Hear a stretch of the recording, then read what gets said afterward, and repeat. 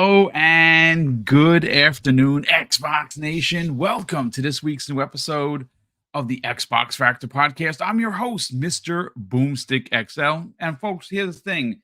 It looks like I'm rolling solo today.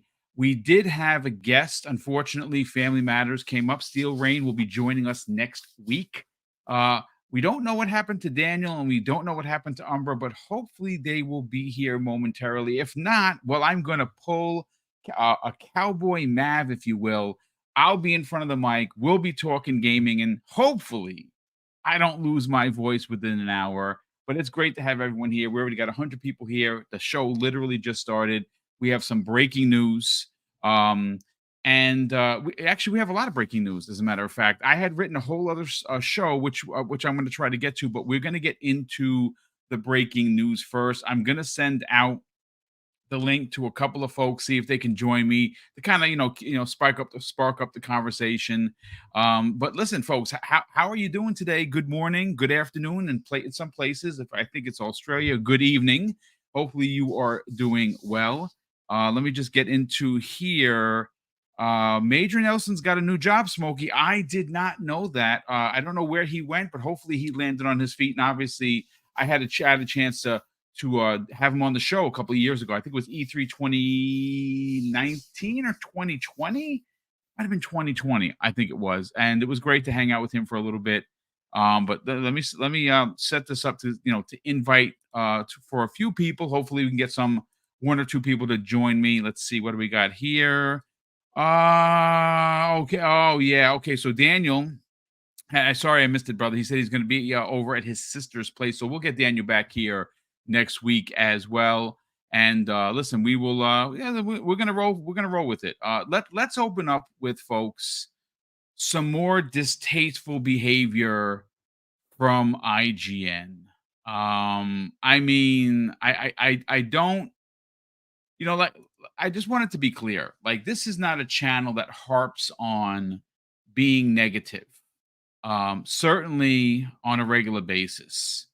But it is very hard to stay quiet when you have a $1 million conglomerate like IGN consistently doing stuff to agitate or continue the console war rhetoric. I was under the impression that console war behavior is not something that most people engage in because sometimes it could be ugly. But without fail, IGN, well, they continue down this path once again because in front of me, I have a post which it's just ridiculous. Now this was posted by a lot of folks, so I want to give who I pulled their stories from, credit where credit is due. And this comes the way of Wooger Man, WOGGERMAN, Alex. And he's on Twitter at Woogerman 1974.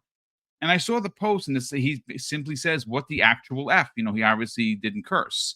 And I see the post from IGN, folks, and it's how to cancel your Xbox Game Pass subscription. Now, I saw a lot of people trying to poo-poo this, like, no, boom, there's just no big deal. It's community outreach.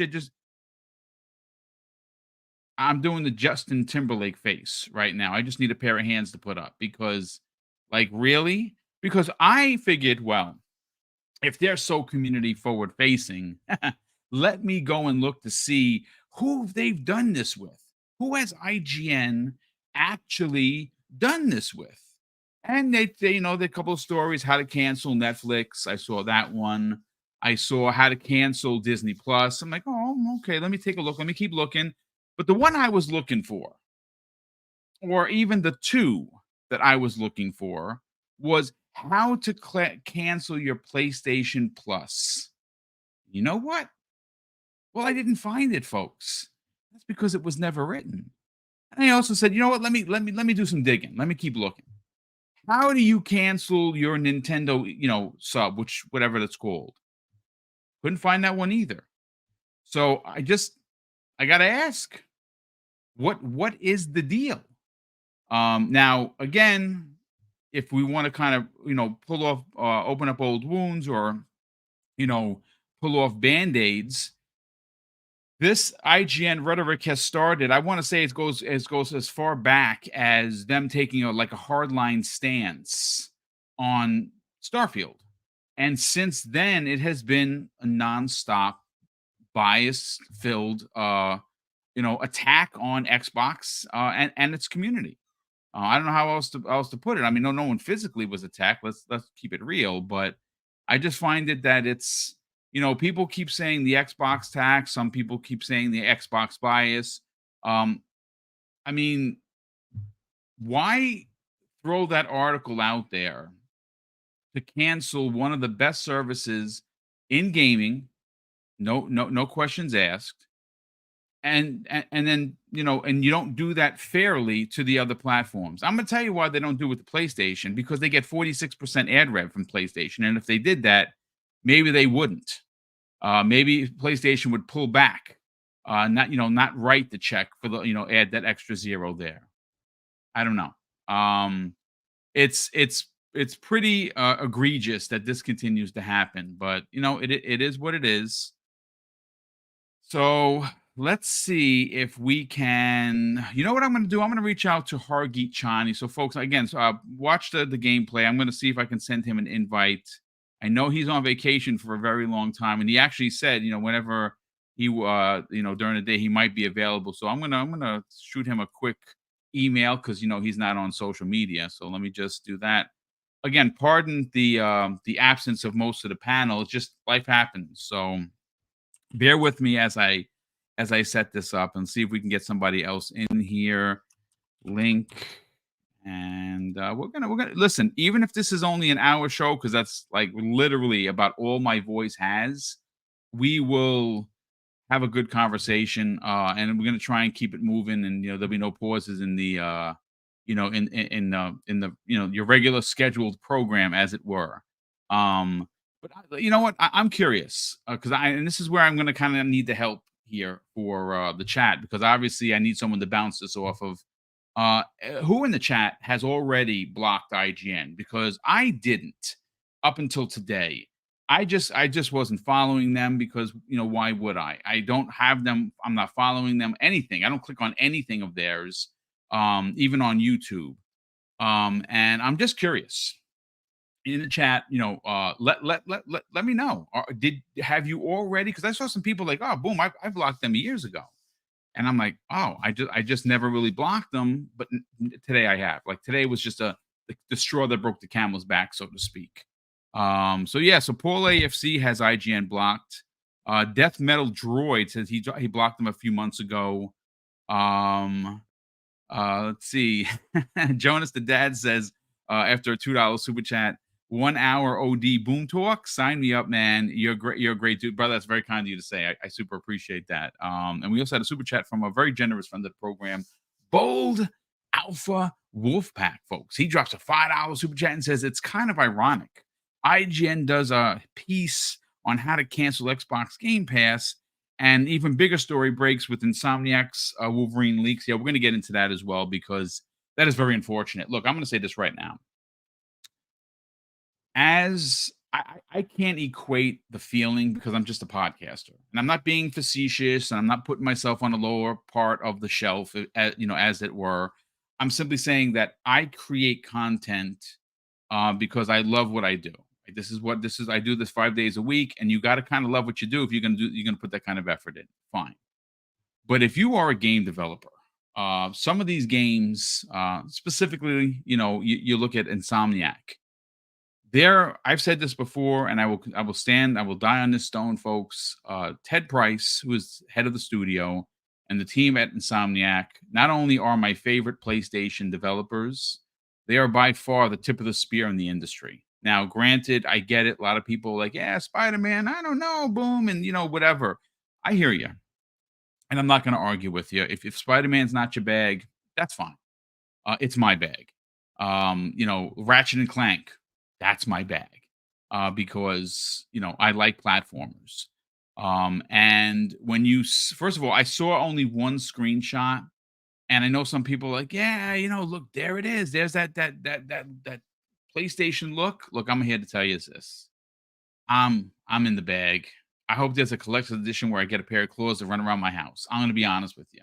Um, I like the up close, like over the shoulder look. I mean, again, I only saw one screenshot of Logan. He is dressed very Logan-esque. You know, he's got the flannel on, he's got the jeans. I just saw one picture. I get him to tell you that if that in fact is what the game looks like, it's sign me up. I love Insomniac. I know a lot of people don't really kind of care for that story driven kind of mantra that you find in Sony's games, but that's why I have a PlayStation 5. All everything else I could really care less about. But let me just see. Let me just check the DM, see if there's anybody that might want to pop on. Bear with me, folks. Let's see. See if I can get one bad mother to pop in here during his lunch. Hold on just a second, folks.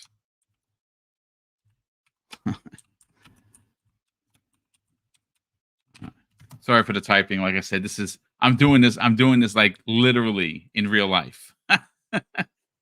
Speaking of which, let me give you the update of what's happening with the channel because obviously we are holidays are coming up. We're obviously taking off for Christmas. I am taking off the day after Christmas, which is the 26th, which would be that Tuesday. Mrs. Boom is home, and we have family coming over. I have to reach out to see if I can get if Wednesdays that Wednesday's primetime gaming. I'll talk to the guys and see if they want to be a part of it. If we can get enough people to be there, we'll do that show. The Thursday one-on-one, obviously, I'll see if C Money is going to be available. We'll get him there. And then Friday morning's breakfast with Boom, which would be I think the 28th or the 29th, we'll be doing a show. So we're only taking off 2 days, the Christmas week. And this week, we're going to continue to do our thing. And next week looks like it's unfazed. But just to give you guys and gals the update of what we're going to do, I know a lot of people have like the Iron Lords, for instance, their last show was Sunday, and they put in some incredible work over the years, so they absolutely deserve a break. And some other people are taking some time off. Asante and Everborn Saga are taking the rest of the year off, but they are still giving away. And don't forget, they're giving away a Series X, and apparently they're going to mail it out worldwide, which is pretty dope. So they are going to pick a winner. You have to follow them on X or Twitter. And you also have to be subscribed to the Gaming Circle podcast to be a part of that contest. And they will pick a winner. I believe it's going to be on Asante's birthday, folks, which is December 25th. Happy birthday early, brother. And some people say it's the worst thing because you got cheated out of presents. I don't know, but we'll see.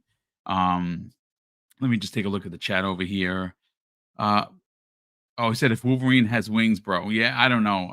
Punty says, according to Twitter, Insomniac Games may have been ransomware hacked. Yeah, that's what we hear. So multiple pics and files may be released. See, what I read, and this is where I'm concerned. This is when the popo comes out, right? Because obviously games are games, and real life is real life. What has me concerned is hey, hey. Hey, what's up, brother? Yeah. So, I just tuned in and I'm noticing you're alone. I'm like, oh, okay, I can jump in. So, well, look, I appreciate it, brother, because actually I can actually pause for a drink because I don't know if this is again, folks, and I say this with respect.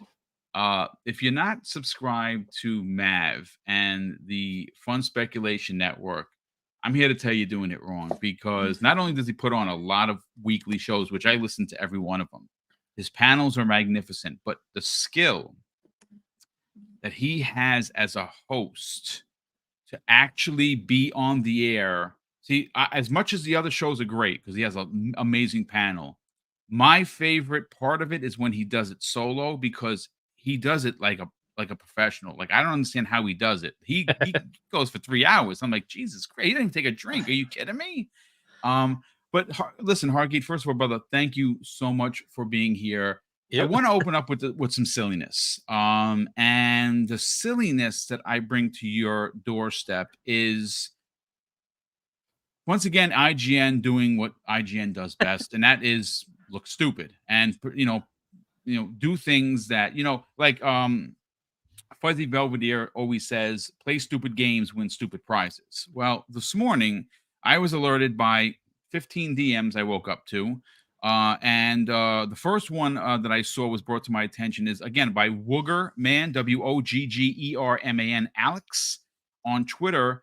And because I needed to know this, and it's a incredible part of my daily, knowledge that is put onto me by gaming media. They posted how to cancel your I saw this Xbox article. I Game saw it. I was Pass actually in a game. subscription. Yeah, I saw this article, and I'm like, not even a day after Yeah. the debacle with the Game Awards stuff. Like, what? You really had to put this out? Like, seriously, it's not obvious to you that that's kind of tainted to one side? Like, Yeah. you could have had one that said, "Here's how you cancel Ubisoft. This is how you cancel PS Plus. This is." You can have all of them. No. Yeah. I saw this article, like, you guys, seriously, you gotta be kidding me. So so what I did, Hargeet, because I listen, I don't want to look like I'm piling on IGN just because I'm a D-bag, right? Like I want to do the work. Yep. So getting ready for the show, I said, you know what? Someone had actually posted it, direct that said to me, "Hey, Boom, they've said this about some other things." So I said, "Oh, you know what? Let me go see." So they did run an article how to cancel your Netflix subscription. Okay, that's maybe some people need to know that. That's great. They did one for Disney Plus, but the one that was absent, the one that is the less value, the one that never seems to give anything outside of a very like a miracle. Like today, I think today is the God of War DLC, which is the roguelite stuff. Go get that. That's free. It's Sony gave something away for free. Hell has officially frozen over. I know, right? But Hargeet, the article to how to cancel your PlayStation Plus subscription, well, that was absent from the conversation. And I'm trying to figure out why this is. Yeah, I like this is what I was saying with that whole like I read the article and I'm like, really? Like at some point you have to acknowledge that there's just this inherent weird negativity towards Xbox that just keeps on showing up, right? It's fine to say this is how you cancel your subscription for this. Fair enough. But then you have to have a follow-on that says, here's how you do Nintendo's online. Here's how you do PlayStation's online. Of those, the one that's growing is Xbox. We know that PlayStation's is declining. Hence, they stopped reporting the numbers, right? Because they don't want to tell you that they're declining, right? Microsoft wasn't growing, so like, oh, we'll just hold off telling you. But we know they're growing. So what? The one that you want to tell us about is the Xbox one, okay, and not the other ones. Right. To me, I know that we could say that, hey, this is just public information, like something that to help as a PSA, fine. But you have to be level about these things. If you're gonna do it, there's multiple game subscriptions. Talk about all of them. In this article was, oh, if you don't want this one, there's some other ones you can subscribe to. I'm like, ugh, like seriously. So the Black Viking obviously is a community member that has exploded on the scene. Well, he put a PSA out there, if you will, and IGN, two different articles. The first one, of course, what we're talking about, how to cancel your Xbox Game Pass subscription, and it's by Callum Williams, and it says a simple guide to deactivating your Game Pass membership. Of course, that was posted on December 9th at 7:30 p.m. Now, what's interesting is the second one, though. What are some good Xbox Game Pass alternatives? For those leaving Game Pass in search of a new subscription service to dive into, we've broken down two of the best Game Pass alternatives available on Xbox. These are EA Play and Ubisoft Plus. Yeah. You can purchase a membership for both subscription services from the Xbox Store. You know what's interesting, though? They failed to mention that EA Play is free in Xbox Game Pass Ultimate, so you don't have to spend the money on that. Pretty interesting tidbit, I might say so myself. I mean, I know I say it in jest, and I know people have consistently said it. I think this is one of those instances where you go and say that you can't spell ignorant without IGN, and it's real life, folks. I don't know. You would think maybe it's not deliberate. And maybe it isn't. Maybe it's just the people they have there just tend towards seeing Xbox as negative.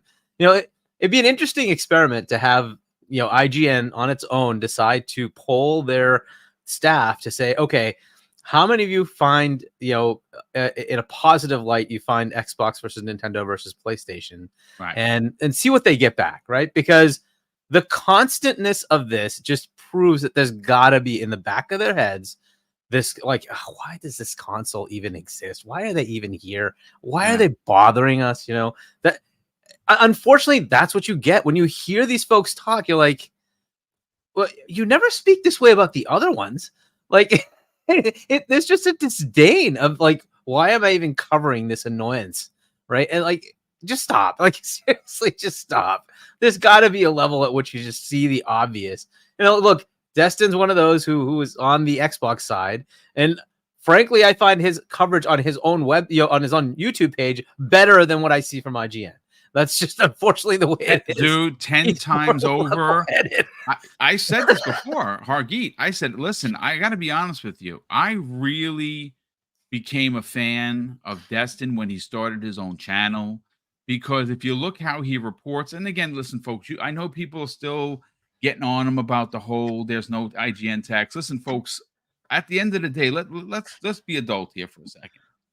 If he believed it, he put a video out there that lost him thousands of subs, right? So obviously he saw it firsthand just the other day with Damon, who's a veteran of IGN. Actually I quote him in saying, well, Xbox has no games. That's what the internet is saying. Like, who says that as a veteran? I don't understand, unless you're trying to stoke the fires of console warring. But when Destin's away doing his own channel, I got to be honest with you, I'm a fan of him, and I don't know how much longer he's going to be there. I hope he gets scooped up by someone like a Forbes, to be honest with you, because I think that he would really do good work as a journalist working for a Forbes or someone like that, and getting away from IGN. Because unfortunately, IGN, they're a $1 million conglomerate, and they are funded specifically by big entities like PlayStation, which we know is over 40%. That's their ad rev, and that goes for quite a few other ones. This is why they write these pieces. They're inclined to do so because they're literally being paid to do it. To keep the lights on, PlayStation is paying this extensive amount of money for ad revenue on this site, and they need to, I guess, show the man, if you will, that they're doing the work for them. Because anything that they have written, like I said, this Hargeet, and please correct me if I'm wrong, IGN has always had a bit of a distaste for Xbox, but I think where it started spiraling out of control and became very apparent was what from Starfield's release and review to now. It has been an onslaught. Yeah, I think as Xbox has been growing, where it's they can't ignore it anymore. No pun intended with the IGN, but I think it's becoming more and more of a thing that they have to just contend with, and they don't like it. At least some people there. Certainly not like Destin or some others that are more Xbox centric anyway. But there just seems to be more and more animosity just in the background, right? And you just see negative stuff. Like, look, it's cool to be. The media should be negative and go after everybody. That's fine, right? But go after everybody. And I've been saying this, like, PlayStation has had one of the worst years in its history, and it's just not incontent. They've had so many, like, every couple of weeks there's bad things going on. Every couple of weeks, even with their awesome Spider-Man 2, it had tons of bugs, and that was something that they had to contend with, right? It is what it is. Everything they've had has had some negative news with it, right? So where's the article saying, okay, you bought Bungie, Bungie's failing. What is PlayStation's plan here? We've talked about it more so than they have. Yeah. And we're the ones concerned that, hey, what's going to happen? Like, J-Rock said, who saves the savior? Yeah, exactly. Where's the article about that? That's a huge deal, is it not? One of the major platforms was doing a pivot, and the reason they were doing that pivot was they bought somebody that could help them, and they can't keep their games in the limelight. Is that not a big deal? Is that not something they should write about? Like, so instead of articles on how to cancel Game Pass, perhaps the article should be, what is PlayStation's future? Where the heck are they going? How are they going to solve these problems? That's something they should go think about writing. And again, the person that covers these things is Destin on his own YouTube channel, Yeah. but not in IGN itself. And that just is crazy to me. Like, dude, maybe Destin, you need to bring what you bring into YouTube as topics that you need to cover at IGN, the biggest games media, because that's what you should be doing, right? You should be at PlayStation's ass about this. What are you planning to do? Reach out to them and say, hey, like, what's going on here? If you were taking over a Bungie, how are you going to fix this? What's your plan? Right? These are legit media questions, right? We just talk about it because we're YouTube, fans of this medium. Fair enough. But we're not the media. They literally have credentialed media. They can go and ask these questions. They can ask for interviews. They can go do it. Like, do your job and find out for us what's going on. No, let's find out how to cancel Game Pass. You know what's interesting. Yeah, you know what's interesting. We're going to get to that because, as a matter of fact, you happen to be here because you dropped a super chat just the other day regarding the what 2024 potentially is going to look like. So we're actually going to get into that because it is starting to look like it's going to be another. It's going to be crazy banger of a year for Xbox. But like for instance, a topic that would be considered real journalistic news, like you would be proud as a journalist to write this story, right? Would be that right now the people working at Bungie feel like it's an oppressive kind of environment, which right? they wrote. To be fair, they wrote that. IGN wrote that. Yes, yes, which is I'm quoting them directly. Yep. And that's good journalism because right now, exactly, that's what you want to know. But you know what you didn't hear is how Microsoft is forging ahead with unions to make sure that there are AI stopgaps so their jobs aren't concerned. And I saw that, you'll see that from the Paul Tassies. You'll see that, from you'll see that traditional from media, Gordon, not game media. Yep, Tom Henderson would say would do something like that. Tom Warren is someone else that I like the work that he does over there. Those are integrity filled journalists that will ask those difficult questions. But I didn't see one coming from IGN, and this goes to your point. It's funny how they pick and choose what they're going to write and who they're going to write it about. Yep.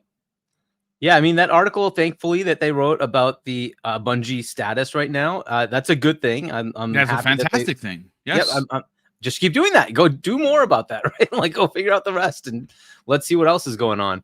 The unionization thing, that's a major thing, and that's a good thing. There's a lot of consternation about that. There's a lot of hesitation. There's a lot of excitement too. Some people are looking forward to it, right? And some people are pretty concerned about it. Is this going to be the end of jobs that people do?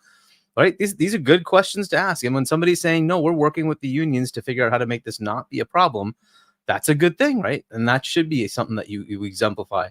But yeah, again, traditional media is still trying to do that because they have to represent Wall Street, right? So they want to make sure that Wall Street knows what's happening, right? So they do the more thorough digging. But games media, I just find them a little lacking. Like, these are the things I want you to go dig in on. Sometimes they do great jobs. Sometimes they just don't. And when it comes to PlayStation, there just seems to be a little bit of a hesitancy to say negative things, which there shouldn't be. They should be totally up their butts about things. They're like the industry leader, right? You always go after the leaders because you know that they can be the ones that do the most destruction, right? Because they can clearly do things and convince the industry to go in certain directions or force the industry to go in certain directions, whether it's the right thing or not, right? So they should definitely be skeptical of PlayStation as much as they can be. The stats just came out that 50% of all the consoles sold during the holiday time, the Black Friday time, were PlayStation. So obviously they're still doing pretty well when it comes to console sales, right? So they're still leading, they're still doing their thing. But they should still be under scrutiny all the time, and media's job is to do that. So I hope they kind of learn from this, but I don't know, man. I think maybe Destin's learning from this. I mean, we weren't lying. Yeah. Well, I mean, I don't necessarily think that I don't think at all he ever accused anyone of lying. I thought that he might have insinuated that there was a misunderstanding on how the media treats one platform versus another. And if he listen, folks, it's okay and human to be naive. My glass is always half full, and to be honest with you, my Achilles heel is my faith in humanity. Um, so hopefully that doesn't do me in at the end of the day. But I mean, listen, I do like the work that he does. I'm Yeah. still subscribed to him. I will continue to watch his stuff. He actually put out a new video. I think he posted this morning about how good Xbox is doing. Now you It's a can good pull it up. video, by the way. People should watch it. It's pretty I'm good. gonna watch it.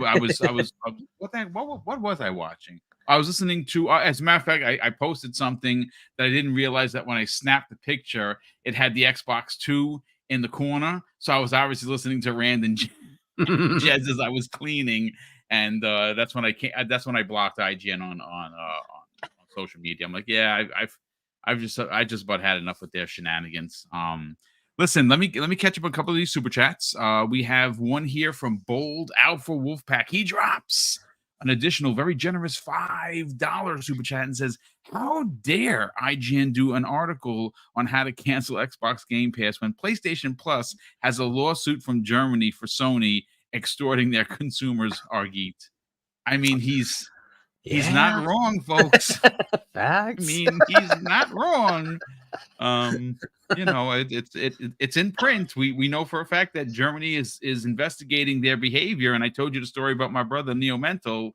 He was literally strong armed as if the PlayStation Network was the Gestapo. I mean, I'm just saying. Nice. Yeah, this is always fun to say out loud, and he does this on purpose. Mass Erect drops a $2 super chat and says Destin got to see the Xbox tax in 4K. Indeed, he did. Good friend of the program, Michael Mooney, drops a £5 super chat and says Xbox Series sales in November 2023 are up 4% over November of 2022. Looks like Microsoft has found the correct pricing for Xbox in the UK. Yeah, I mean, I saw that story, but you know what? Again, when you look at PlayStation, I think PlayStation was up 120 something percent. I mean, PlayStation is selling consoles, folks. It's just what they do. Now, whether you like the console, you think first of all, it's one of the most ugly consoles I've ever owned. It's ugly, but it doesn't mean it's not good. And they're selling a lot of them. I don't know. I mean, I'm not getting a Slim. I don't know if I would upgrade like to a Pro next year. I have to see what the money situation looks like, or is it worth it? But Hargeet, why while you're here, and actually we're not going to go a full 2 hours here. We'll probably go like 90 minutes, because obviously it's just me and you. But I do want to bring up one of the next topics, and let me just bring this. Hold on just a second. Okay, you know what? Let's talk about this because I don't like this kind of stuff. I'm not sure whether you got a chance to see it, Hargeet. Insomniac Games was hacked, and unfortunately, Yeah. they are currently being ransomwared. And in this hack, some information was made public. Now there are two pieces to this story. The one where, as a fan, I saw it. I only saw one photo, and I'm very excited. And from a former police officer point of view, this is where the popo hat comes on, folks. They got they got a hold of people's identities, man, and that is not freaking cool. You Yeah. know, I mean, everyone knows who I am because my first and last name is in my email, my business email address. So I'm not. If you have it, you have it. Go right to the about page, and well, there I am. You can look me up anytime you want, and you're gonna get what you get. But if you're not out there on the socials and you're not concerned about being out there, some people don't like that. Their identities are now out there, and Yeah. this ransomware group is threatening to release more. Now, the pictures of Wolverine. Listen, I know Insomniac doesn't want that to happen because they want to surprise everyone. I had a feeling that's what it looked like. I'm very excited. That's what it looks like. But it's my concern is for the actual people. You want to hurt the game company. That's fine. I don't agree with it. Let's not get it twisted. But it's the people, the actual human beings that they're developers that I Yeah. have super concern for. Um, But listen, Wolverine. I don't know. I got a chance. If you got a chance to see it, you know what? Let me see if I can find it because someone actually had sent it to me, and I'll send it to you. I don't know whether you can see it or not. Maybe it's on Discord somewhere. Um, Dude, that Wolverine game looks bonkers good. Yeah, I mean, it is sad. I don't like, especially with a company like Insomniac. They've earned their stripes. They're a very Yeah. good developer, and you want to afford them the ability to show the game they want to show when they want to show it. Right? It's sad. I mean, just think of like something like Everwild, where we don't even know what that game is. They don't even know what that game is, right? And if somebody leaked out what it was before they're ready to show you, hey, this is what the gameplay is like, it just doesn't do you any service, right? So and Insomniac is, I'm sure that game's going to be fantastic. It So is. I would have rather they can show the game they want to show the way they want to show it. It's always sad. These hacks are just so irritatingly bad, and especially if it's personal information, that just really sucks. But yeah, I mean, yeah, I'm sure it looks good. I don't necessarily need to see it. I'll be happy to see it when Insomniac's ready to show it to me. But yeah, that really does kind of suck. Is it just that, or they get like game code or something, or do they Well, like? based on what I was able to find, because like I said, this literally broke. Let me see who sent it to me. I got so many DMs. Let me take a look. Okay, so Hazador Gaming, as he normally does. I mean, the guy is another one. He's like either a cyborg or half cyborg, half human being. The guy is so on point. I don't even know what to say. He actually had posted Wolverine screen. According to him, this is what he's saying. Wolverine screenshots have been leaked. This is a major bummer for the studio for Insomniac Games. Screenshots look like a mix of God of War meets Wolverine. Of course, too early to say what the end product will look like. Now, if you Yeah. remember the trailer, folks, from when it was announced that they were doing this, which by the way, I went bonkers. Wolverine, Logan, was wearing like this red and white checkered flannel shirt.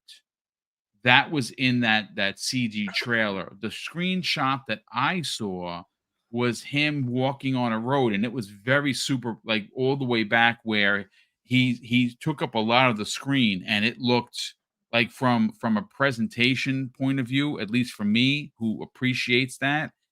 Holy shit! It looked amazing. And granted, if you look at the scenery, it wasn't much. It's a town. There was a couple of motorcycles off onto the right. There were a couple of broken down cars on the left, but they looked freaking real.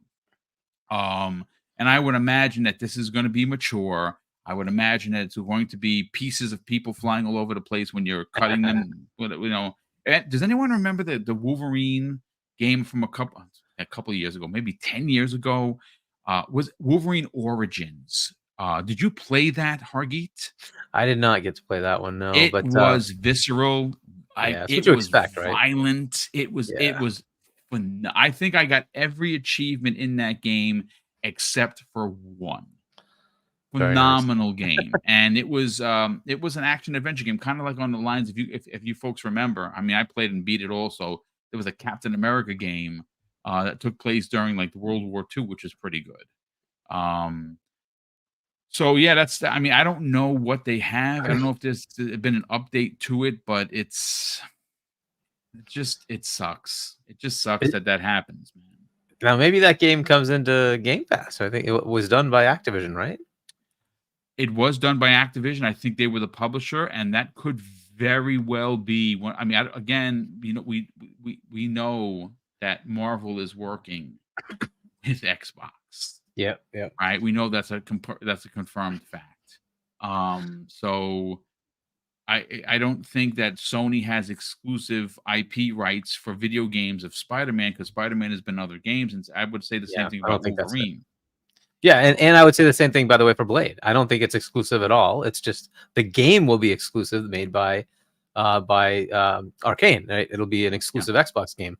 But Blade's available to anybody who wants to make a game. Go for it, right? You just got to pitch it, make it something that they will want to attach to, and you can get the license. That's how licenses work, right? So It's not like it's locked to one place. Star Wars is all over the place. EA tried to do it for exclusive access, and eventually they decided, like Disney, that no, it's better to just leave it open. You're welcome to continue making games, EA, but others can do so too. And I think that's a better answer, right? That way others can give a shot. So, hey, what can we come up with? We got that. Is it Outlaws that's coming from Ubisoft? What the heck? Let's see what they do with it, right? And give everybody a chance and see how they can make something out of it.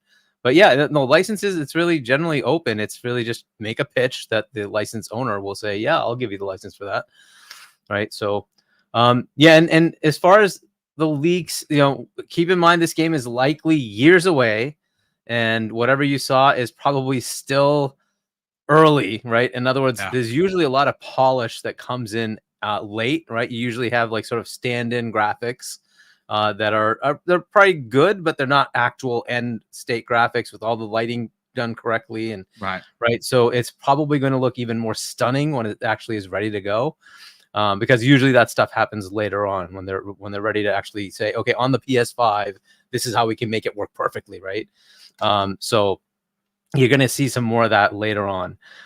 So this is why it's so sad when you get these things. Like, you just don't know what you're seeing is, this could be like one of many branches of it. May look like this, it may look like that. And they're like trying to work out what the game is. And like, it's just terrible. Yeah, it's disappointing. I mean, listen, it's going to be a great game. It's Insomniac. Insomniac literally is carrying Sony as we speak. They have been for many, many years. I don't know what else they can do to prove that they are like a legit. Again, if Spider-Man isn't your bag, Hargeet, I'm not going to argue with people. I'd love to see what they're going to do with a Ratchet and Clank. My concern for specifically for that franchise is Ratchet and Clank Ripped Apart was phenomenal. It's probably the best looking one in the series, even though the PlayStation 4 one before it was just gorgeous. That game did not sell at all. And I don't understand PlayStation fans. Like, well, what? I mean, PlayStation players don't actually buy a lot of games, even though people keep saying they do. Volume is what makes it up, right? Whereas, like, if you look at the attach rates, Xbox players buy more games, play more games, and PlayStation are the least. And that's okay. It's fine as long as you can make money off of it. But the problem is they're not. And I think this is where Sony needs to reevaluate and say games like Ratchet and Clank or any of their games, say, hey, 3 months, and then we put them in our subscription, right? And that way you get a whole bunch of engagement to those games. Has Ratchet and Clank made it to their subscription? It's been out for years, right? No, it has not. Not as far as I know. And like, this is the brain dead thing I just don't get, right? If you want to get subs, guarantee that your games will be there at some point, right? Whether it's a year out, a half a year out, 2 years out, whatever it is. And then just say they're going to be there permanently. People will subscribe. They'll get so much more money. Just like, I don't understand why they don't see that. It's obvious when you look at the other side with a much smaller install base. It's kicking butt.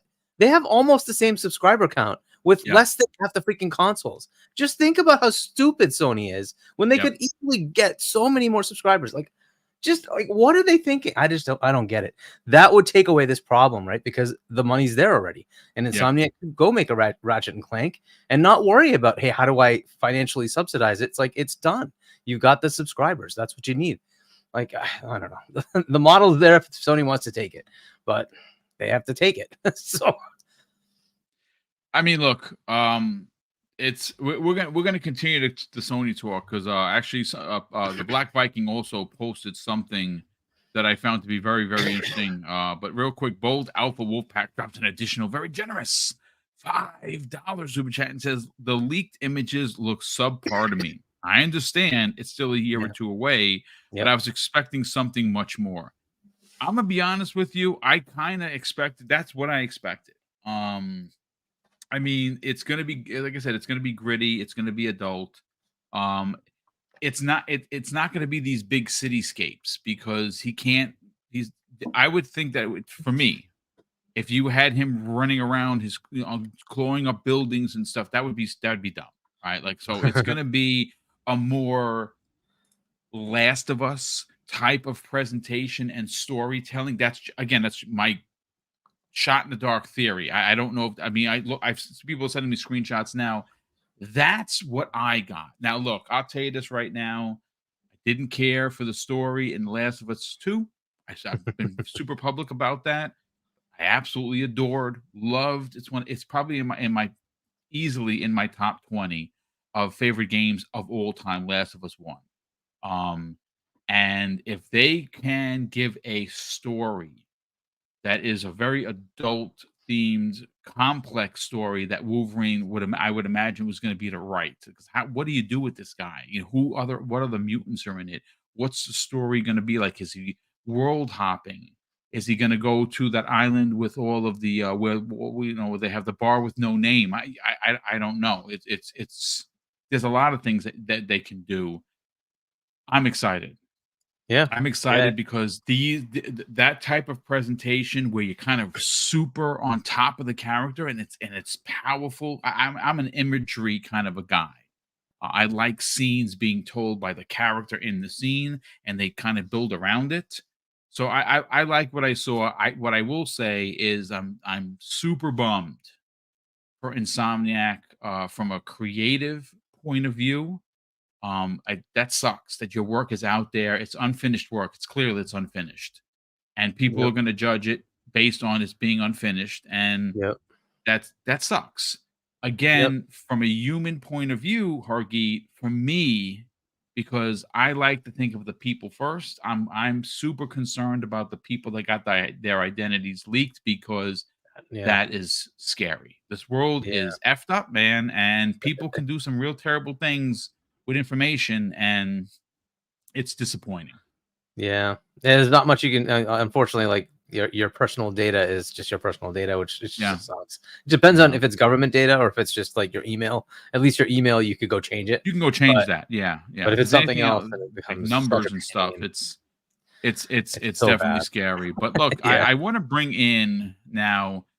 I don't know who this creator is. He has a YouTube channel, I would imagine, and he is followed by nearly 30,000 people on Twitter, which is 3 times more than who follow me. I think I'm like, I don't know, 12,000, something like that.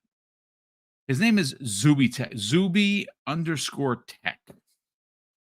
Now, I bring that up because we're talking about PlayStation, and this is a lot of like really like pretty stout information. As if it to me, the way it's written is in the way as a matter of fact.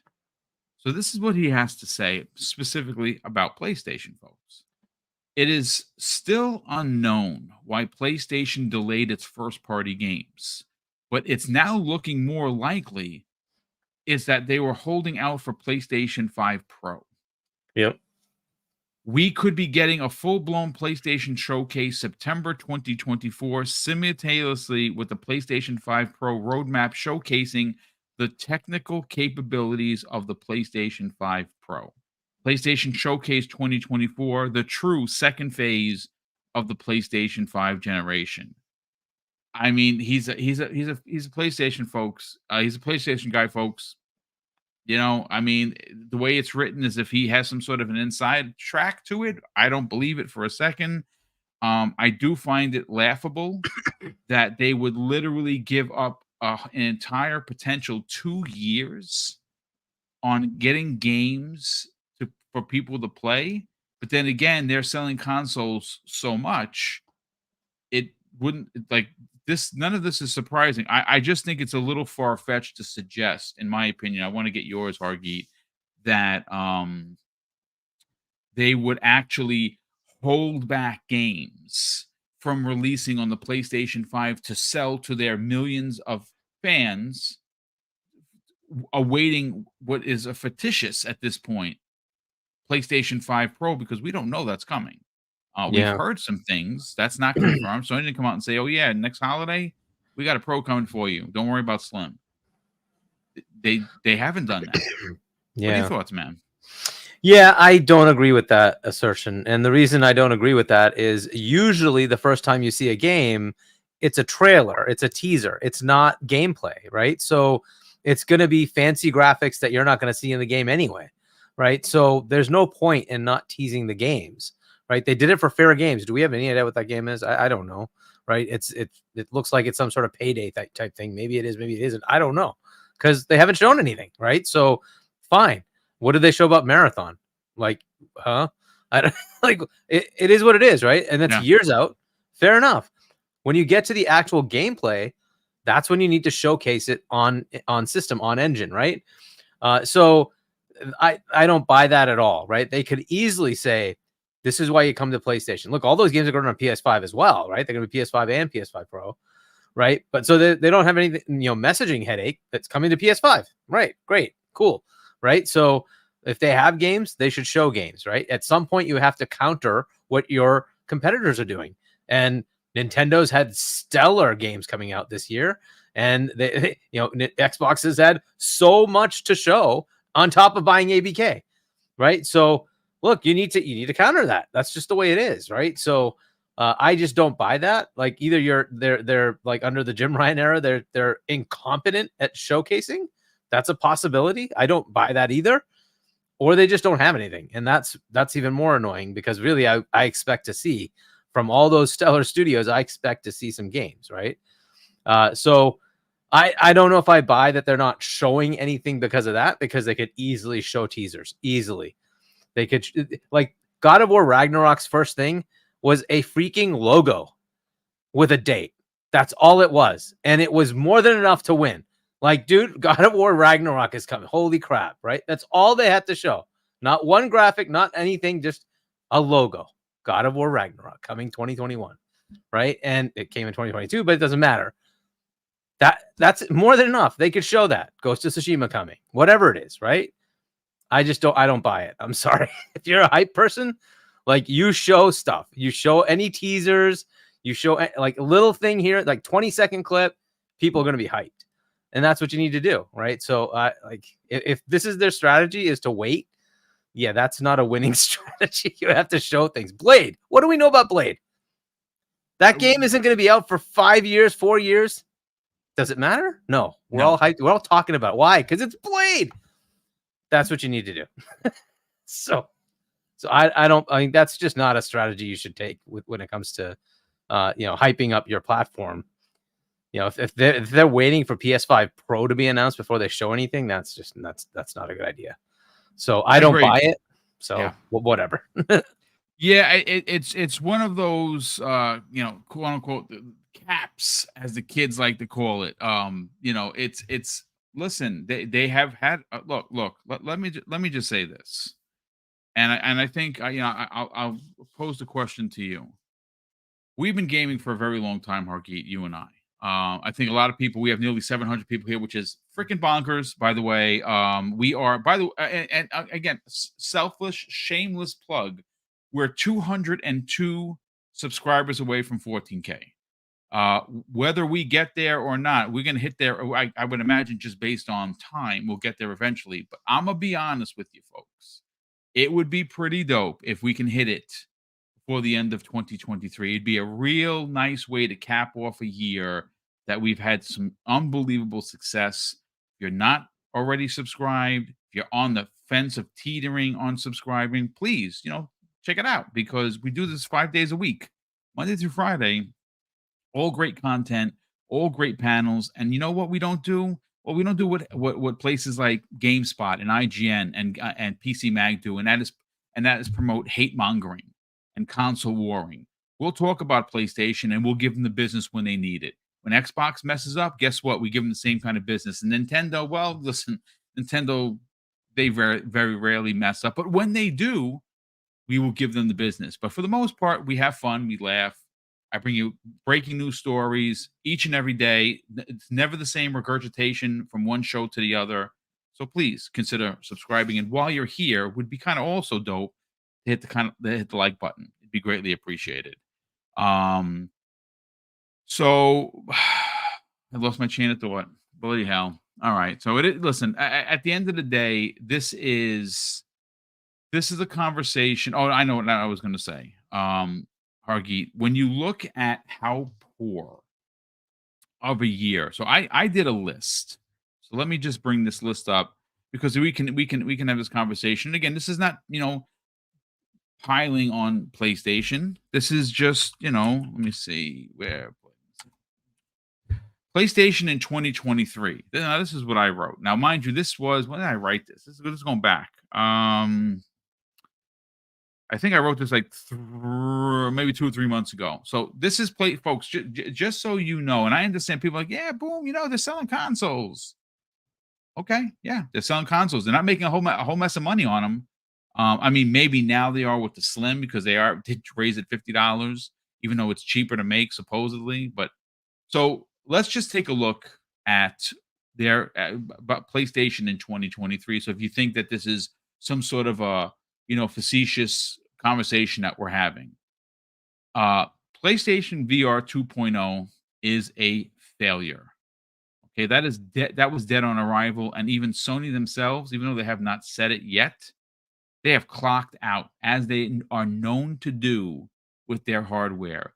Have you seen any first-party developed games announced since that thing? Not one. Jim Ryan can say whatever he wants about flying, and he doesn't want to fly anymore. Got fired ultimately. PlayStation Plus folks, that IGN should have did a story to tell you how to cancel. Well, they should have done that, because they raised it by $40, and also did not give you day and date. The only single player game for them that was first party, and I'm not talking about second or marketing deals. Square Enix games, folks, guess what? They don't count. They're not first party. They're just exclusive based on a contract being signed. They only had one, and even though Spider-Man 2 is a really good game, it's only one. And Xbox has been crucified for if they would have had just one, we would have crucified them just like we did in 2022, right? PlayStation Studios was turned into a gas game machine, Hargeet, and has now been refocused back onto first party stuff that's single player story driven. That's probably going to take about 3 to 6 years to produce anything that was the kibosh was put on. There's still no roadmap for 2024 and beyond. You can say, oh yeah, no, we're going to get a Ghost of Tsushima 2. We're going to maybe get this part 2, maybe this part 3, but they haven't told us anything. 3 years in development, maybe more now. Last of Us Factions, the one gas game that could actually make them money, was canceled. The PlayStation Portal handheld, riddled with controversy.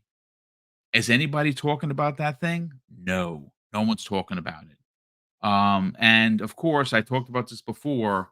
The PlayStation Slim, which released, they're charging $50 more for a device that's cheaper to make, and they're giving you a paperclip stand to hold up your $600 piece of hardware. And if you want to stand it vertically, they're charging you $30.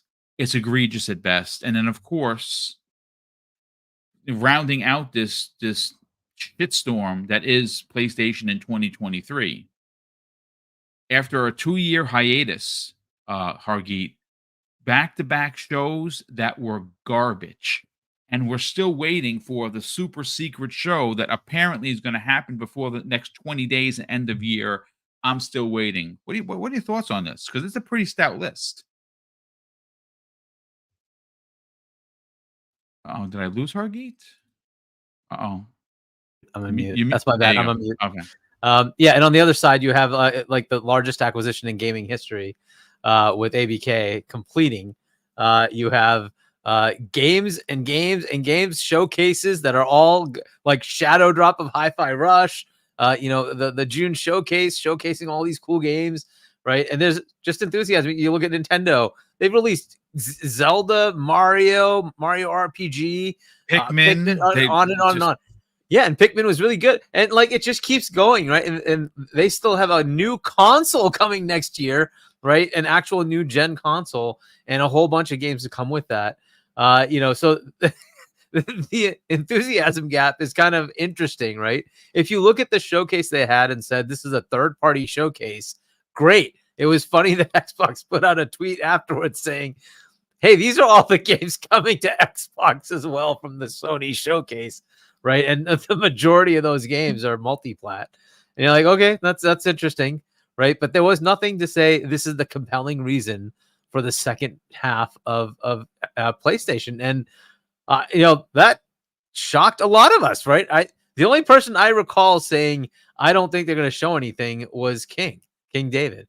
Everybody else assumed, like including me, that hey, they're going to bring it, they're going to throw the gauntlet down, and we're going to see all sorts of stuff that's going to say, yeah, Xbox, nice of you to go buy 70 billion of that.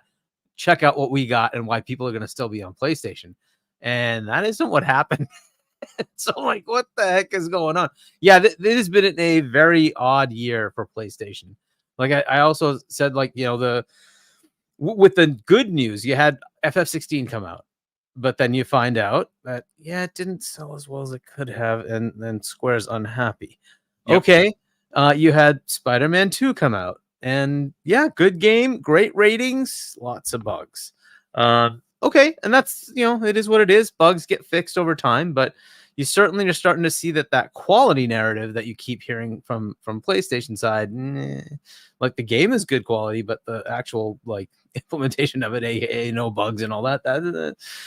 You get more of that with Nintendo, of course, because they continue to put out games that are usually bug free. But it is what it is, right? So fine, that's kind of the thing they get there. And then the biggest hit to Spider-Man, 7 noms, 0 wins, right? And like, okay, maybe that's not something you can look at as a negative, but in the end, it is something, right? It just, as I put in the graphic, they had no wins this game of the years, and Nintendo and Xbox both walked away with 3. And again, I can't say that that's a total negative on their side, but it is something. It just ends up being more negative news for them. But there've been a whole bunch of other ones too. This smaller stuff here and there that just kept adding up. You mentioned the subscription price increase and all that junk that happened, right? They did it once and then twice, right? So they increased the price by consolidating the subscriptions, and then on top of that, they decided to increase the price of the subscriptions for the annual, the cost saving model by $40 or whatever it was, right? There's just been like news after news after news, and like this, I think this is a year where if anybody in the media wanted to look at what's going on with PlayStation, I would try to do what you just did, put together all the negative things that have been happening, right? Certainly there's a few positives, but most of it has been like negative, and say, okay, what's going on here? What is going on with PlayStation, right? And are we looking at a change in guard? That's why, Jim Ryan is out the door. Is it really he's retiring because he can't handle traveling anymore? I just don't buy that, but whatever. It seems more like there's just a change in what Sony wants. The Connie Booth thing, Jaffe pointing it out, and the media just totally ignoring it. Like, and I didn't even have that on my list, mind you. That's again. This list that I had was Infinite Umbra is joining us. Infinite Umbra, what's going on, brother? Okay, he's probably getting himself together. But yeah, you're absolutely right. And again, that's why if you look at the list that I did, it is relatively old because I did not have the Connie Booth situation. I did not have the reshuffling of management. From what we understand, all of Connie Booth's team left. Yep. I mean, it's some crazy stuff going on over there, and the latest with Bungie not making the revenue. It's apparently going to need to get fully taken over. Wow. What does that mean? How is that going to help them? Are they suddenly going to have talent they didn't have before at PlayStation, right? Like, there's just so much going on, and you're like, what is going on with this company, right? It used to be the stalwart. Now it's like, I don't know what they're trying to accomplish. And I'm hoping there are games that we can play, because look, I still engage with their games. I just do so on PC. No, listen, I'm not ashamed to say that I'm a fan of PlayStation's first party stuff. That is why I have the freaking console, folks. Yeah, to see this kind of look, the other side of this that annoys me is that, if you look at the FTC and their stupidity against Microsoft, it was like, you're going to kill PlayStation. It's like, no, PlayStation is going to kill PlayStation. Yeah, And indeed. unfortunately, it'll look like that. And it's like Microsoft's doing everything they can to keep them alive. I mean, I don't know what, they just need to make sure that they don't screw everything up. Right. And like, I hope it doesn't happen that way. I hope things just turn around, that like, new leadership comes in, says, okay, let's hunker down, figure out what we need to do to get back to what we have as core, PlayStation strategies, and start figuring out how to get back to, making the things that everybody wants.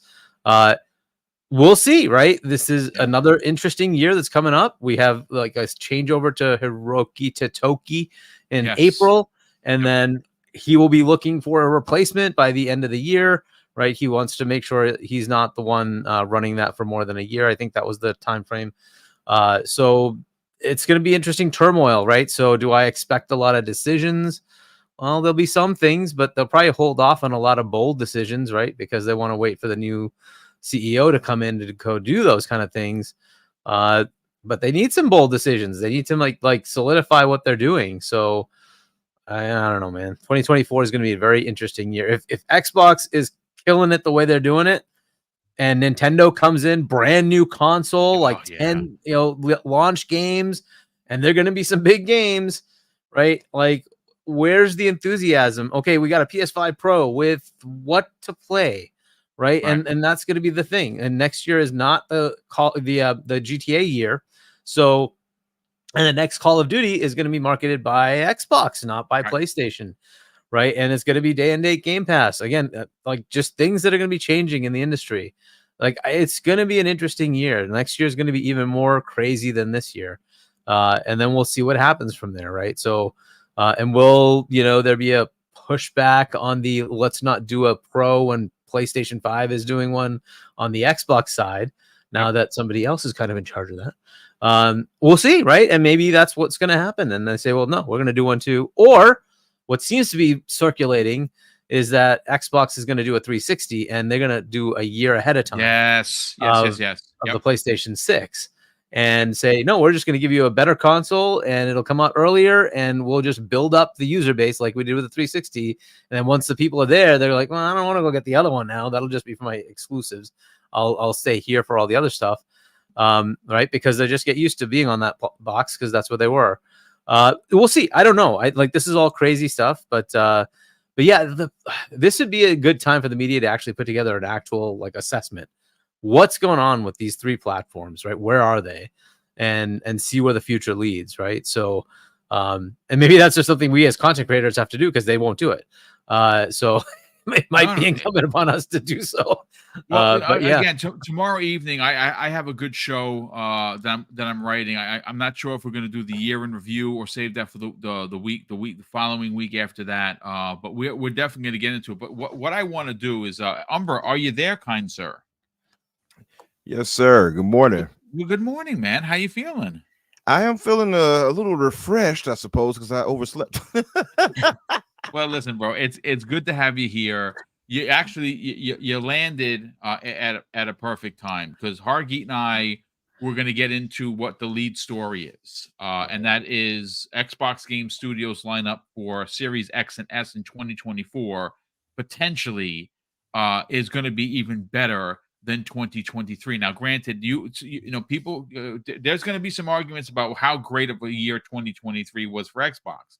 And I'm here to tell you, and I will argue with you, that if you don't think that they had enough, especially in first party, I don't know what else you're looking for, because they gave you a new racer. They gave you an action adventure, people that have put 20, 30, 40 days into that are still playing it.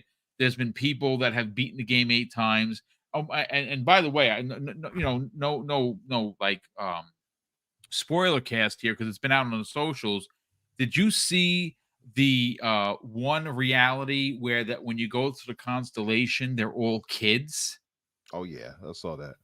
That's I didn't get to it myself, but I did see it online. Crazy. Yeah. Like, when I saw that, I was like, are they children? Oh, holy shit, they're kids. Yeah, There's one that someone put out there where everyone is DOA. Yeah, there is no constellation, which is think about that for a second. How amazing this game is, and you know why this is why the media will never give it its flowers, because you actually had to have played the game to enjoy and find these wondrous things. It's crazy that it just, for some, it doesn't even exist. It's just as a gamer, as a core diehard just gamer, not an Xbox guy or a PlayStation guy or a Nintendo guy. As a gamer, this is what you should be clamoring for because of what it gives you as a player. But enough of that. Welcome, Umbra. It's great to have you here. Obviously, a shout out to Danny because he's with family. So apologies, Daniel. I missed the message, and next week we're gonna have just a little bit of a info drop. We're gonna have Steel Rain with us as well. Nice. So listen, Hargeet, I want to go to you because you put in the super chat yesterday that we know some of the things that are coming to the platform in 2024. We know Hellblade is definitely one of those games that will be here. We're all super excited after what was shown to us at the Game Awards, which basically Microsoft may not have swept in regards to awards, but when it comes to talking points, when it comes to people still talking about that show, there are two things that I walked away, Hargeet, from that show. One, big changes have to come because the development community is pissed at Jeff Keighley, as they should be. That was one of the things. I was incredibly disappointed with Christopher Judge and his ridiculousness. You are an actor. You are there to celebrate your other actors and actresses in voice acting. You're there to celebrate gaming because you are a part of magic being made. And you decided that it was important for you as a spokesperson of the industry to go and start stoking the fires of console war by saying that your speech last year was longer than the Modern Warfare 3 campaign. I didn't see that was necessary to do that. That was incredibly bad taste. As far as I know, he has not apologized, and he should. He absolutely should apologize because that is bad behavior on a public stage that has millions of eyes. And being a paraprofessional, you're supposed to be above that, and you weren't, and it's very shameful. Because at the core here now, you are a paid employee by SIE, by PlayStation, because you worked on, I would imagine, the God of War DLC that's available today. So you are a representative of PlayStation, and what you did is what PlayStation continues to do, and that is embarrass themselves. And like I said, that's my rant, folks. I don't know if it's going to get to Christopher Judge. If it does, great. I don't think I said anything disrespectful. I'm a fan of his. I have been a fan of his. I really was powering and praying for him when he was going through all those different surgeries, and I wanted him to come back in a big way, and he did an amazing job in the second God of War in Ragnarok. But that kind of behavior is just gross.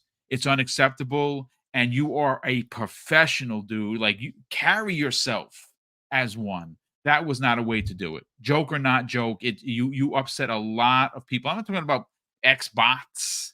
I'm talking about actual developers, both former and current Call of Duty developers. That's not how you roll, brother, and you should not act like that.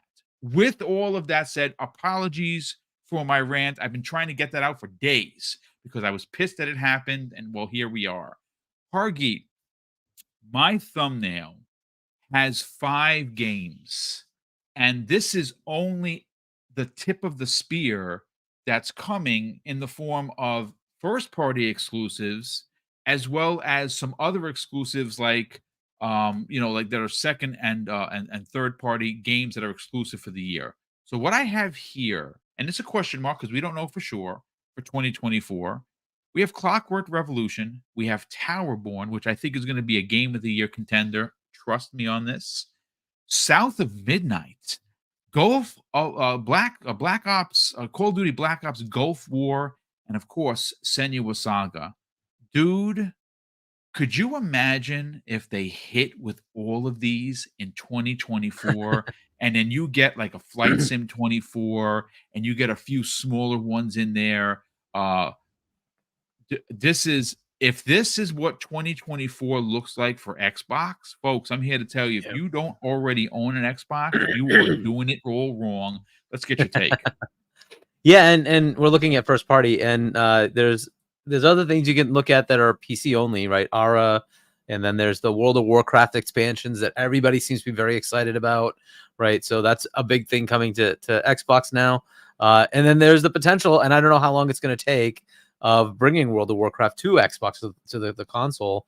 That I believe that they've announced that, or is that still not announced? They have not officially announced it. They said what we do know about that specific topic, Hargeet, is that they said in an interview, "Oh yeah, we always wanted to bring it to console, and they've been working on it for years." Yeah. Yeah, so if that's something they accelerate, right? I mean, watch if they end the year with, or at least the June showcase, World of Warcraft coming to console, early 2025 or whatever it is, right?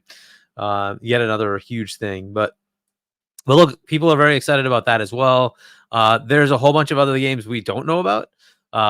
But there's the potential for Contraband. That one's another one that was You delayed. said that in your super chat, and that's another one that came and went with, like, we got a trailer. We don't know where it is. We haven't seen much of it. For all we know, that game could look totally different from what we saw. Because remember, it was just a bunch of like pieces and guns and bullets and stuff. It was a very, very, like CG trailer. Yep. There's Replaced. As you said, Flight Sim. There's Stalker 2. Stalker 2. Stalker. Yes, it's another one. Yes. And then with the potential, and I don't know how realistic it is, with Avowed, South of Midnight, and Clockwork Revolution, as to all three of them coming, or two of them, or one of them coming. And then there's, just as far as like timing between games, it's Forza Horizon is due. Whether it comes, 2024 or 5, is up to them, right? So they generally have a 2-year, but now 3-year cycle. Right. So Forza Horizon, 5 came out in 2021. Forza Horizon 6 should be coming out in 2024. So it is viable that we get Forza Horizon 6 at the end of this year, right? So at the end of next year. So I mean, that's a pretty stacked list. It's not everything, because there are still things they haven't told us about. And then there's always third-party deals, right? That we also don't know all of them yet. And then the biggest exclusive is, of course, Game Pass, and what deals they're gonna give us as far as games coming into Game Pass is going to be more excitement. It just is the way it is with our side of it, because of what Game Pass brings you, like day and date games from third party and first party. And I'm not sure what the heck else they have, but like just that is good. Like it's a pretty big list, but I can easily see that being at least another 5-6 games that are going to be either exclusive or Game Pass day and dates, big games, right? And then there'll be a whole bunch of indies as usual, right? Yes. So, and we should never discount them, because you never know. Some indies just turn out to be really, really good, right? It is what it is. So we will see, but like that list alone is crazy, right? And like in comparison, say Nintendo, they're going to have something similar. They're going to have something similar because they have a new console coming. And this is where the lack on the other side comes in. What's PlayStation going to show you? What are they giving you? We got third-party games from Square Enix, the usual. And then what, right? So it's Stellar Blade, which is fantastic. Hopefully that'll be a good game. They have Rise of the Ronin, which looks great. And then like they have their own Helldivers. That's maybe a good game. Remasters, that's just the constant for them. Which, by the way, we haven't noted here, right? There's the potential for either a Fallout 3 or an Oblivion remaster or remake. Well, the Oblivion one for sure we know, but something else that I left off this list, and shame on me. Crispy Bomb, next time you see me, kick me in the balls, brother, because I forgot that there is, in fact, and I have heard, and shout out to Special Nick, who has been beating this drum since last year. Years? I'd say years. No, Gears. Oh, Gears. Yes. Well, yeah. I said years, but Gears of War, the Marcus Phoenix collection, as it's being dubbed, could potentially be next year as well. Could you imagine that on top of this? There you go. Right. And it keeps going, right? We haven't heard about what's happening with Gears. Right. So I assume it won't come in this coming year, but maybe the year after. But if you start looking at what's coming in the year after, it starts to just boggle the mind as to where they fit all these games, right? So we have a bunch of things coming. We have a bunch of things we haven't heard the actual, so there's also Project Dragon, which I think is called something else now, from IO. That's still something that's in the works. There was another one that I totally forgot about, but then there's also Japanese Project games. Odyssey. Well, Odyssey is something that's Blizzard, right? Is that what that one is? Yeah, that's the survival game thing. Yeah, no, there was another one that we're working on a third party with, and I can't remember who it was, but it was yet another one that was like, wow, that's interesting. And that one should be coming due soon, at least for an announce. And then again, there's all the Japanese games that we haven't heard anything about. They have exclusive Japanese games that they told us they're working on, and so that's coming. So there could be a Doom announcement. There could be a Wolfenstein announcement. Zero, right? Yeah, and then Indie at some point. I don't know when that's ready. Indiana Jones. So check this out. So I while I'm reading the chat, right, and I'm kind of trying to think about. So we're talking 2024 now, Hargeet.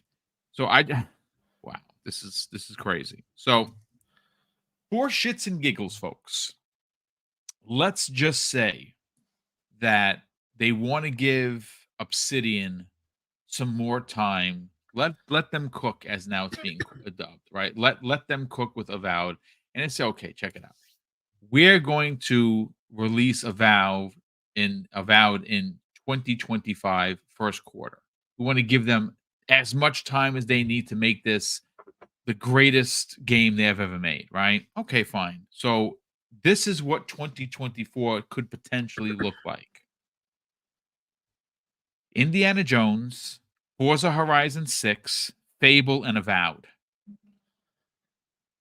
Could you, folks, that's one per quarter. That's what Phil Spencer was talking about. Now, we know there's a ton more. I mean, you can get a Wolfenstein in there. You can get a Doom Zero in there. You can get a Quake remake in there that they're talking about, that they're rebooting the series. You could get a Perfect Dark in there. The list, I'll put it to this way. And Hargeet actually really said it great. State of Decay 3. Holy crap, I forgot about that. At some point, someone somewhere is going to have to write the story of what the H is happening at PlayStation. And my God, what is going on at Xbox, because it has flipped. Yep. And there's still even more stuff we don't know about. Double Fine's got a game coming at some point, right? I don't know how long they're going to take for this one, right? But they usually only take a few years. Yeah, if they're going to make it for their stuff, yeah, right. And so if you're looking at 2021 is when Psychonauts came out, right? They're due, right? So we at least get an announce in 24, right? So there's a game coming there, probably 2025. You're going to get a game from them.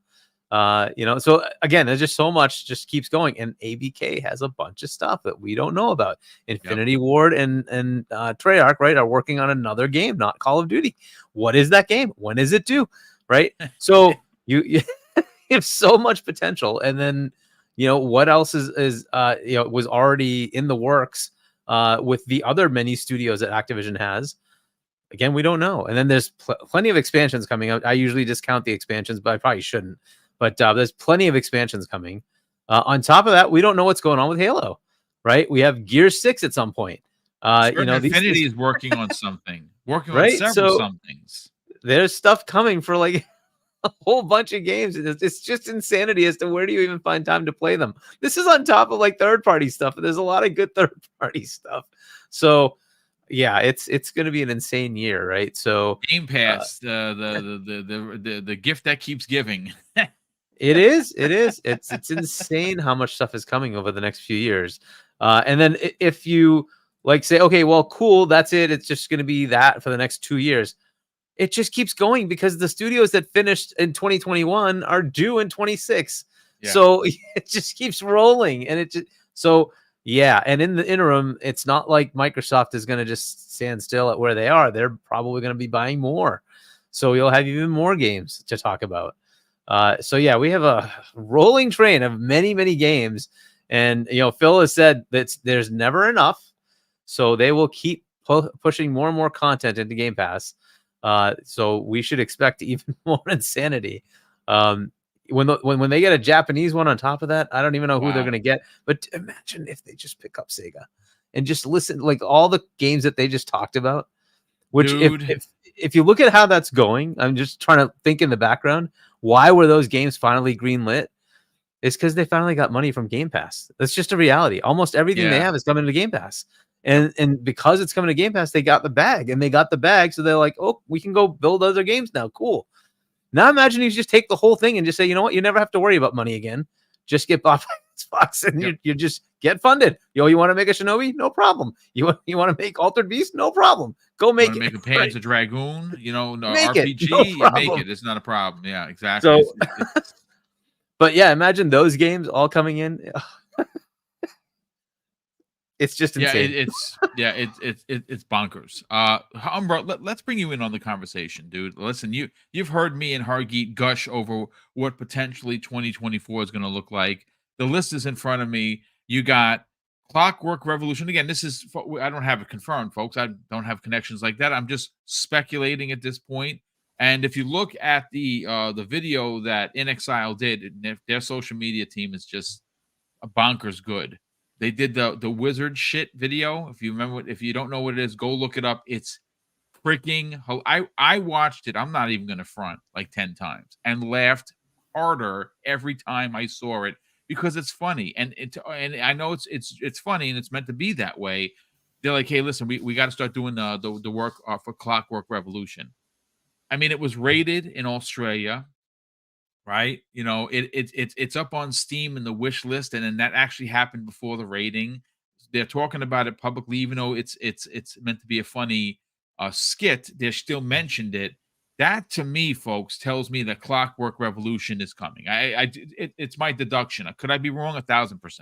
I mean, just looking at it. I mean, when we first saw it, it looked super polished. It looked really good, dude, and it was almost all gameplay. Yeah, it looks really polished. It's all gameplay, like you said. To me, I already had in my head that it would be 2024. So, and I think I spoke about this on past shows and such. So, yeah, I think that's one of them for sure. I mean, also too, you have South of Midnight that they're speculating might be next year rather, and you have what is it? Powerborn. You have Call of Duty Black Ops Gulf War, which we know is on the way, and of course, Powerborn, true, yeah, and Senua Saga, which I mean. Game of the year contender? Yes, please. Yeah, definitely. Now they're speculating, at least Colt put it out there yesterday that might release in May 21st, he said. So, yeah, I think I put September or August or September for next year for Hellblade 2 because it released the original release in August 8th or whatever, I believe it was. So, I think, May, if this May for that, whatever the case of it is, I think it would be the second half of the year, but that's fine too. Yeah, we've heard that. So the May time frame is more likely. Yeah. So there's so many good games coming. Like even what you pointed out, there's some games we don't know about.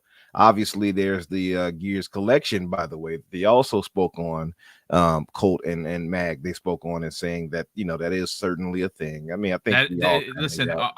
What I have heard is this, and I don't know if I'm going to get slothed for it or not, but I heard that someone has actually seen it, and it does 1,000% exist. The Marcus Phoenix collection is in fact real. Mm-hmm. Yeah, and that's the thing. Like for me, because I see a lot of people with hype for the Marcus Phoenix collection. Yeah. For me, if it's Unreal Engine 5 and they've done them all over, of course, bro. That's your middle name officially. Yeah, so I have a contract with them. I'm not supposed to tell y'all about. No, but seriously though, that would be dope, right? I would love that simply because I love those games, and Part 3 being my favorite of all this entire series. So I think it'll be dope to have. Though it is weird to have them have remastered Part 1 and then do this to me, but it wasn't always the biggest, like, oh yeah, we gotta have Gears collection. But that's cool. If they can integrate that all and then put it all into the new maps, and bring all those maps back as far as like the MCC collection would have done it, that'll be a great thing for the series to do. I think moving forward that way. But yeah, that's dope too to have that. Looking forward to that next year. I'm more than for sure that'll be dropping next year too. It's a lot of good games coming, right? A lot of great games coming. As far as like Hargeet pointed out too, We don't know like other partnerships they might have going on and things of that nature. So there's a lot of second party games like that they have working on that we might get a chance to see. I think 2024 is actually going to be a stronger year for Xbox as far as first party on top. Because like if you look at this year, we had it's been a great year for Xbox this year. Next year, at least with this year, we had one fumble, as we can all agree, was Redfall. I don't think 100%. we're going to have the same fumble next year. You know what I mean? Let's hope not, right? Yeah. Yeah. You know, it's funny. I will say this. If you remember the spectacular job that the Kind of Funny guys did, including Paris Lily, him, Snowbike, and I think it's the guy that wrote Rogue One. Why can't I think of his name? For Gary Whitta. Yeah. Gary Whitta. Gary, I'm so sorry, brother. You don't know who I am, but it's like he's like the Beatle you always forget. Like George Harrison, everyone always forgets about him. He's part of the Beatles. Yeah. So shout out to you, Gary. I love you, brother. You know, you're very brash, but this is what I love about you. They did such an amazing job interviewing and not pulling any punches with Phil Spencer. You know, hey, you know, Phil, you know, we appreciate you being here. And you know, Mad Phil was out there. And he acknowledged that Redfall was a failure at leadership. It was a failure of communication. And I'm going to tell you this right now, folks. You could take me for my word, and if I have to eat them live on camera, I will.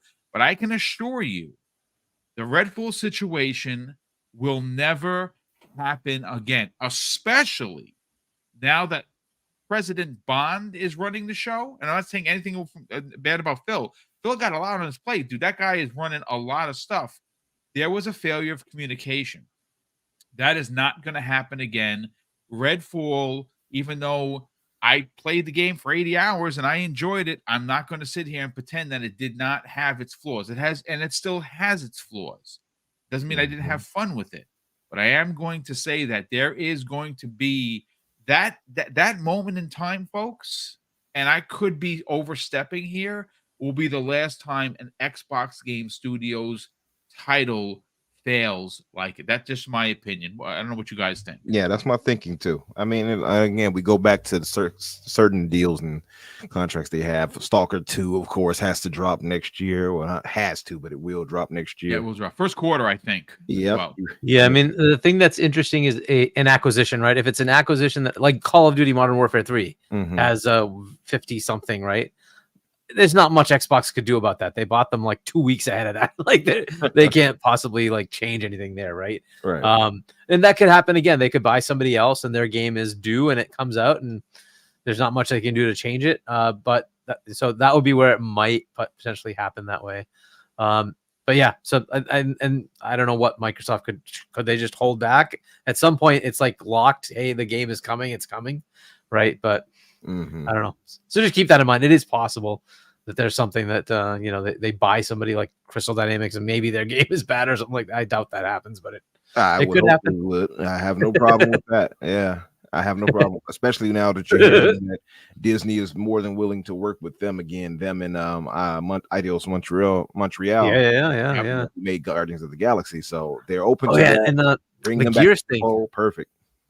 One thing that occurred to me is like Gears is not all of it's not on PC, right? And the current Xbox thing is to put everything on PC.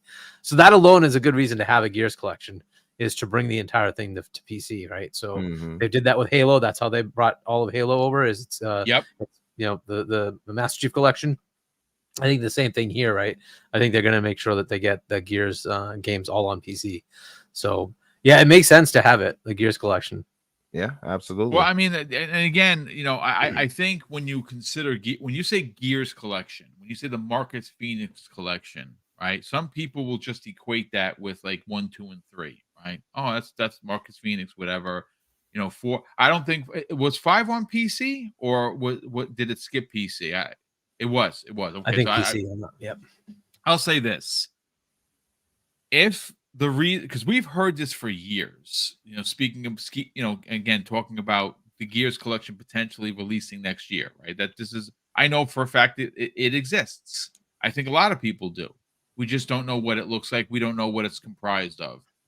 If I were to say what does a Gears collection look like to you guys, I'll get your ideology in a second. For me, a Gears collection would be on the level of what the Master Chief collection is right now, which by the way is flawless. Mhm. Now it didn't launch that way, but where they are now is like astoundingly good. And if they could release without any, hiccups, because well, it is the coalition and whoever they brought in to work on it, because I don't think that they're currently hard at work, not only helping a ton of studios like Stave Decay, like Undead Labs, they're helping them with their game. That's a fact. Um, I'm sure that if they could release it, that it's similar in scope and scale, where they're bringing all of anything that's Gears into one thing, and like Umbra said, potentially updating it to Unreal Engine 5, which they are the masters of Unreal Engine. Man, that would be what a way to bring what a and again, I don't think you I think that you get that next year. I think you potentially get Gear 6 and 25. Could you imagine that as a follow-up? Yeah, I Wow. think that's actually very likely to happen personally. And I mean, like, bringing, like I said, bringing it all forward with the collection. If they bring all 4 games, previous games, I know most of us want to ignore Judgment, but you could bring all those games to Unreal Engine 5, move all those multiplayer maps forward, and include part 4 and 5 in a collection if they want it. They could really go really all out and have incredible suite of multiplayer games on top of those games you could all play together through those maps from part 1 all the way through part 5, or for part 4 if they decide. I think that would be pretty dope. I think that would be a major, like, hit. And if you're talking about doing an MCC style, I think that would be the smartest way to do it, especially since they're about to move to part 6. To me, it would just make sense to include all of them into that thing, and or at least allow it. How, speaking, I'm looking at Call of Duty here that you're playing, right? And Call of Duty has this kind of central hub for Call of Duty. So even if you play Modern Warfare 2, if you play Modern Warfare 3, if you look at your time played for Call of Duty, whatever, for instance, like this year on Xbox True Achievements, it'll show you a total collection of hours put into COD itself. And that's because of the central hub you're in. Make the Gears collection like that, where you can play all of those games from 1 through 4 if they remastered in Unreal Engine 5, include 4 and 5 itself into that thing, that you added to this this Gears hub, if you will, and allow all those multiplayer maps to be able to be played all across through that. I think that would be a major W personally. But yeah, I mean, I think, yeah, Gears collection has a Marcus Phoenix collection, if you will, has a definite chance to drop next year.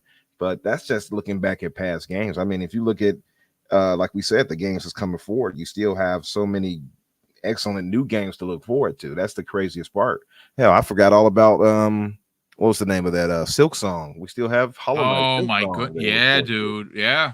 Yeah, it's a lot of great stuff coming. I mean, and like Hargi pointed out too, there are some games we just haven't even heard of that we're likely going to get surprises for. You I mean, you could get a yeah, shadow drop of something. I mean, exactly. you You also could. yeah. I mean, you got to, first of all, you got to look at Tango GameWorks, is a perfect example of that, right? Like they've already confirmed that they're working on Ghostwire Tokyo 2. Obviously their Resident Evil game. Oh my God, what's the Are you horror talking about game? Evil Within? Yeah. Evil Within 3 Yep. is. I mean, if you don't think they've been working on that for years, Yeah. I That mean, was actually, again, that was a teaser in Hi-Fi Rush, right? yes, So that, I think they might be really close to that as well. That's a good point. That could drop this next year. You never know. I mean, because that's been years since they've been working on that. And yep. they showed a tease in Hi-Fi Rush. There's probably a tease for it to come this. Like, what if they did a shadow drop for that again? Another shadow drop from Tango Dude, that would be with that being crazy. it. That would be Yeah. pretty crazy, right? Yeah. So I think you have a good chance of that. I will say between 2024 and 2025. So why not? Maybe they could announce that as a new developer showcase like they did last year, or excuse me, earlier this year, and shadow drop that would be pretty crazy actually if they did that. But yeah, it's so much, and the promise that the beautiful thing, at least for Xbox, is that they have so many studios cooking right now. Yep. I mean, man, I mean, to be in a situation that we're in now, where we know we're gonna get games at least 4 that they aim for, right? A quarter, for a year, or is it 4? Was it 4 every quarter or 4? No, one per quarter, 4 One per poor year. quarter. Right, One a that's right. quarter, I'm being yeah. greedy. Give me 4 4 per games quarter. per I mean, they have quarter, that. Xbox. They have enough studios to do that if they really wanted to. That's for sure. That's the they probably do. But yeah, 1 per quarter. That I think they're going to exceed that next year Yeah, for sure. easily. Yeah, I Easily. forgot about the Aura game. Don't they have the Aura? Yeah, the Yeah, Aura that's next year as well. Humankind. Yeah. Yep. Yeah, Yep. Yep. I already mentioned that's Flight PC only, Simulator. but yeah. Yeah, Flight Simulator Yep. for Flight 24. 2024. Yep. Yeah, so Yep. it's a lot of games that not everybody would, care to be a part of. But if we're just talking about the entire package of games, Well, not every those game are is for every some. gamer, right? Like, so Exactly. Yeah, not every okay. game is for every gamer, but the whole package of diversity that Xbox will be offering on top of that, and on top of those games are likely going to score well. Flight Simulator is likely going to get the score in the 90s. You know what I mean? Yeah. If anything, if it's consistent to what it was, the first release, last release rather. And so you got so many good games, man. And I think the most beautiful part is that we know some things, we don't know what else is coming. But I'm sure there are going to be some great things. And you got so many studios working on stuff. You can't go wrong. I think it's just going to be a crazy good year next year, honestly. I just don't know how it's going to go. But yeah, I'm with you with Hellblade 2 likely being one of those Game of the Year nominees, rather. So it's going to be a great year, man. I can't wait. Yeah, let's close this out because obviously we're closing on a 2-hour mark anyway. Hargeet, I want to grab your attention on what you would want from a Gears collection. Yeah, I want to make sure that if they do it, that they bring back Horde mode. Right, that's one of my favorite That's a parts big one. of Gears when they introduced that, which became Firefight in Halo, and many other games have copied that. But I thought that concept was so awesome. Like just you and 3 friends against hordes of the enemy, right, and just wave after wave after wave. I hope they bring that back. As far as the collection, I hope it doesn't restrict it to 1, 2, and 3. Make it Judgment as well, just so we get all of it on PC. I think 4 and 5 came to PC anyway, so we're good there. So yeah, it would just be good to just get all of them. Basically that's the 360 games, right? Up-resed and up. Hopefully they remake them in UE5. That would be fantastic.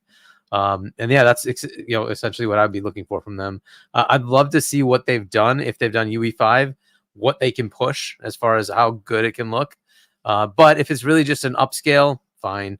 The games were so good, that probably is enough, but I would love to see them just redo it, right? And see it with modern everything as far as UE5's capabilities. But we'll see what they pull off. That is a lot of work to ask for them to do. But it's also been years since we've been hearing about this, right? So it has been. maybe, It has been quite a few years. Not double. Yeah. I mean, not double-digit years, obviously, but you've been hearing about this for 3 years. yeah, so maybe they have been doing that, which would be fine. I would love that. I would love them to have redone it, right? Remake them like the RE remakes have been done and whatnot, and actually get a whole new take on it, right? But we'll see, right? So those games were fantastic as it was. The original trilogy was just fantastic. So if we're just getting an up-res, that's fine too. But I would love to see them remake it with UE5. So those would be the 2 things I would look for. Is like I want to make sure they have Horde mode, which is fantastic, and then just upgrade with a remake, not just a remaster. So I hope that's what happens. Yep. Yeah, that makes 2. That makes, well, I would imagine all 3 of us. Real quick, we have to thank Fantas Archer. Drops a very generous $5 super chat and says, "What I've always found weird about Sony is not only do they want to control the market, but also control how gamers engage with their products." Yeah, they overstep the boundaries in my opinion with a lot of stuff they do, and they are definitely corporation first, consumer last, in my opinion. And we also had Highlander 001 once again. He has gifted folks 5 double barrel gaming memberships. Brother, that is very, very generous of you, and you've done it for quite a bit. So we definitely appreciate that here. Thank you for the generosity. Let's get everyone out of here, folks. Again, this was I started the show by myself. I wound up calling in for backup, and Hargeet showed up, and if that Umbra showed up as well, which was, again, hopefully you enjoyed the show enough to hit the like button. And of course, if you're not already subscribed, please consider subscribing Hargeet.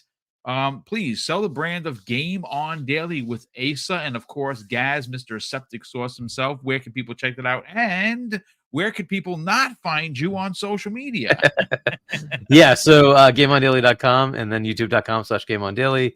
And Gaz has his own. Asa's actually been doing stuff on his as well.